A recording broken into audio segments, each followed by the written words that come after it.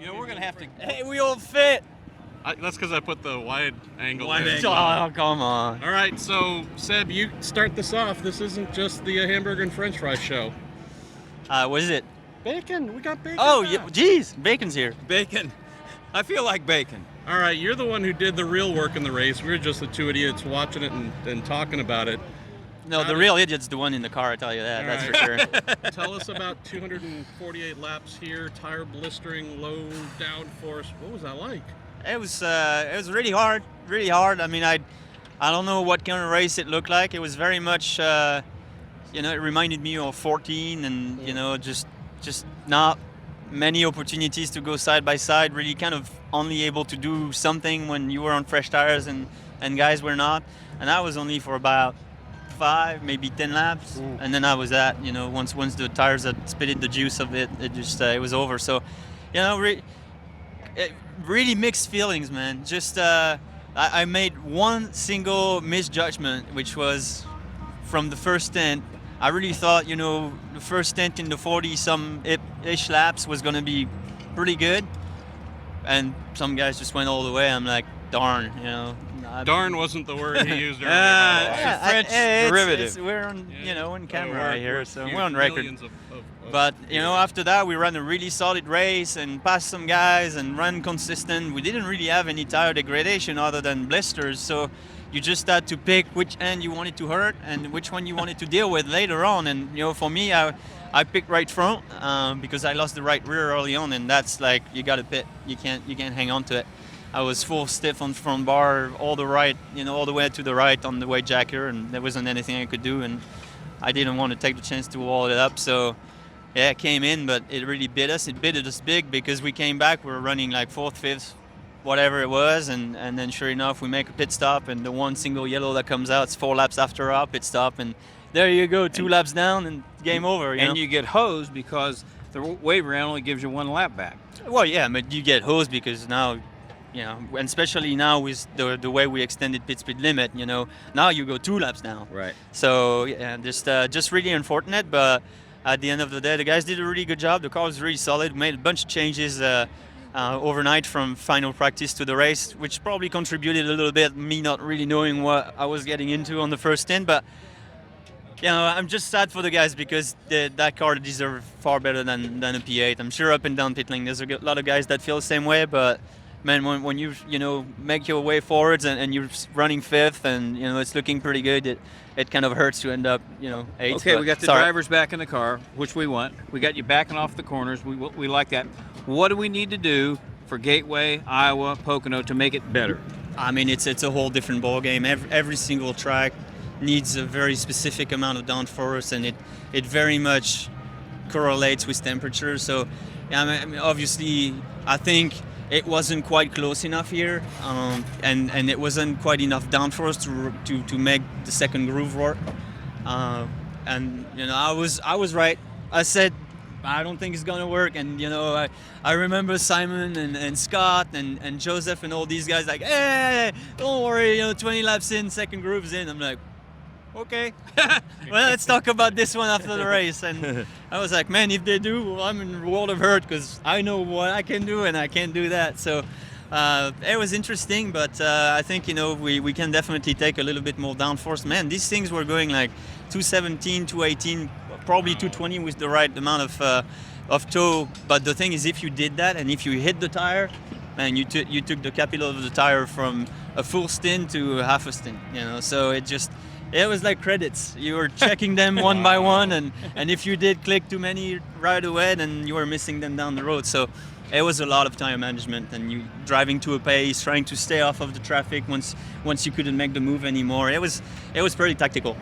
So your Ford Chip Ganassi Racing teammate, Scott Dixon over there, firing the guns. Such a monster on these spaces.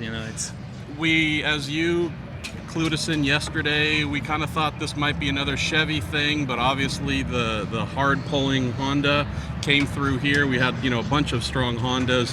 What was more surprising for you, Robin? The fact that we had a lot of the Hondas, including the Andretti cars, move to the front.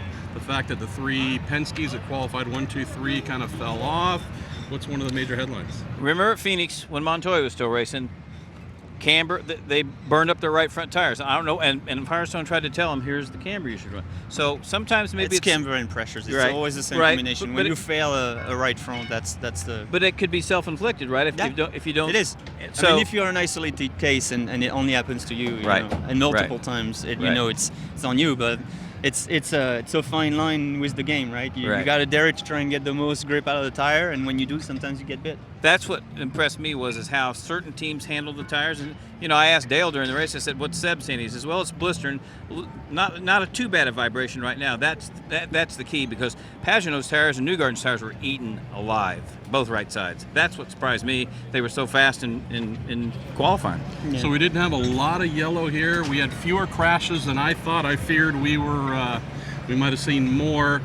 Ed Carpenter obviously apologized, took the blame for Wickens trying to pass him, Ed being a lap down. I know you were in the car driving, but let's talk about his teammate Zachary Clayman, DeMello, Will Power.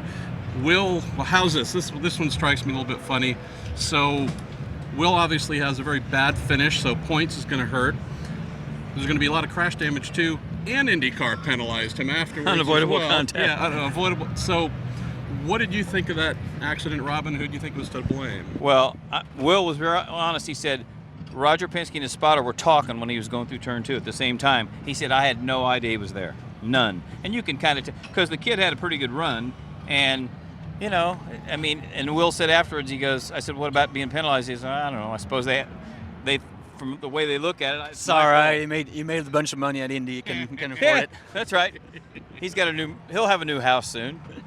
I mean, it is completely possible. Yeah, he ran him out of track and crashed himself basically and pinned Zach in the wall, which is a real shame. But these things, like when people trip over each other on the radio, happen all the time. And the spotters are pretty chatty around here, especially when you got cars around and you got Chris Wheeler in your ear. That's really bad. Wow, but if Roger had something to tell to Will for fuel maps or whatever, can happen at the wrong time, So what's your takeaway from this race, Robin? Better than I thought it'd be.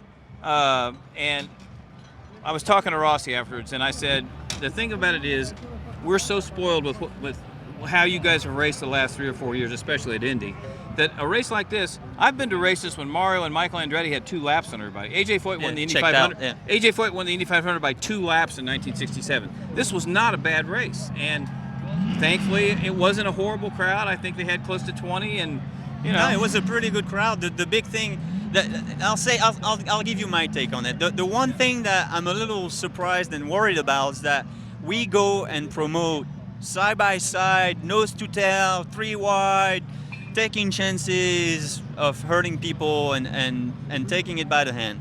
And then in the meantime, on track and the way we officiate and rule the regulation, we space things out and put those kind of racing kind of dynamic for the fans. So I'm just afraid that we kind of misleading people a little bit, and we just need to decide what we're really looking for and what we want to sell, because unfortunately, and people really need to understand that if we keep on doing what we had been doing the last 2 years here, we're going to kill someone. Yes.